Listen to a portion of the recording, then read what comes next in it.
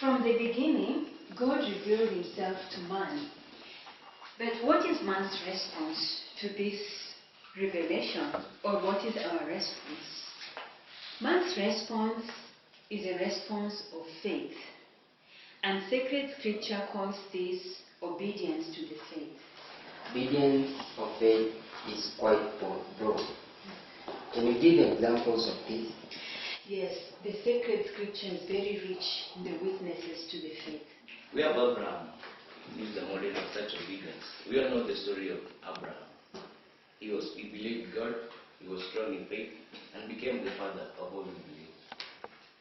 We have the Virgin Mary, who believed the message of the angel that she was supposed to be the mother of Jesus. By faith, she trusted Joseph, her husband, and took the infant Jesus to Egypt to save him from Herod's persecution. They are the apostles who by faith left everything to follow Jesus. He left them the new rule of life, which is their love for one another.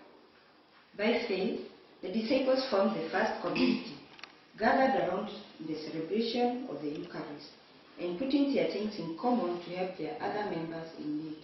By faith, with the strength and courage, the martyrs gave up their lives bearing witness to the truth of the gospel, to the highest degree of the gift of love of God, forgiving their persecutors. By faith, men and women have consecrated their lives to Christ, leaving all things behind them, obedience, poverty, and chastity for the sake of the gospel. Also by faith, across the centuries, men and women of all ages have confessed to follow the Lord wherever they were called, to bear witness of being Christian, in the family, in the workplace, and in the ministries to which they were called. You have given many people who have great insight of obedience and faith. Now, how about us? Well, for us, as we all know, this is a year of faith.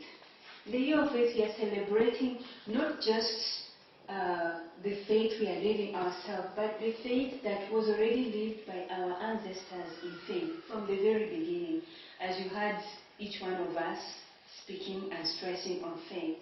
And during this year of faith, the Holy Father, Pope Benedict XVI, is recommending that we study and reflect on the Word of God, that is the sacred scriptures, and then the documents of the Vatican II Council, then the catechesis, which is very important.